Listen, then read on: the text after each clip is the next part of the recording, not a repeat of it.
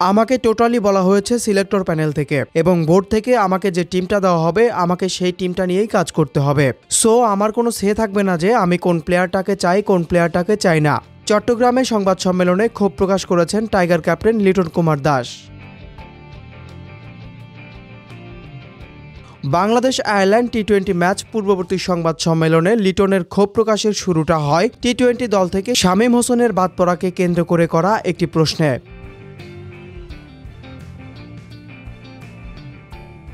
বাংলাদেশ অধিনায়ক জানান, দেখেন থাকলে অবশ্যই ভালো হতো। It's not my call, totally selectors call. আমি জানি না কেন, তবে নির্বাচকরা আমাকে কোনো কিছু নোটিশ করা ছাড়াই শামীমকে বাদ দিয়ে দিয়েছে টিম থেকে, উইদাউট অ্যানি নোটিশ।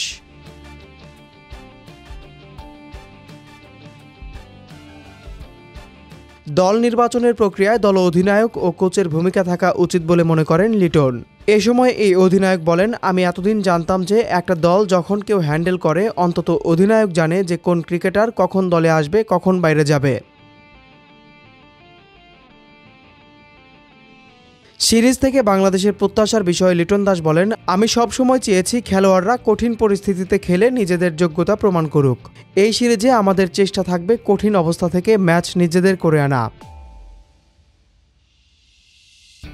দলের সক্ষমতার প্রতি আস্থা রেখে লিটন দাস জানান, বিশ্বকাপের আগে 3 বিভাগেই উন্নতির জায়গা আছে। বিশেষ করে ফিল্ডিং আরও ভালো করতে পারলে সেটা বাংলাদেশের জন্য বড় প্লাস পয়েন্ট হবে। সম্প্রতি মিডল অর্ডারের পারফরম্যান্স নিয়ে চাপ অনুভব করলেও আত্মবিশ্বাসী বাংলাদেশ অধিনায়ক। শেষ কয়েকটা সিরিজে আমাদের প্লেয়াররা আশানুরূপ পারফরম্যান্স করতে পারেননি মিডল অর্ডারে, তবে তারা প্রমাণিত খেলোয়াড়।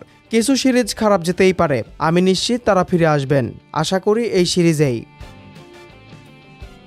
অন্যদিকে শামীমের বাদ পড়া তার কাছে হতাশাজনক হলেও তিনি বোঝাতে চান, অধিনায়ক হিসাবে আমি সরি, আমি তাকে ব্যাক করাতে পারিনি, কারণ আমি কখনোই এক্সপেক্ট করি না আমার 15 জন ক্রিকেটার প্রতিদিনই পারফর্ম করে দেবে।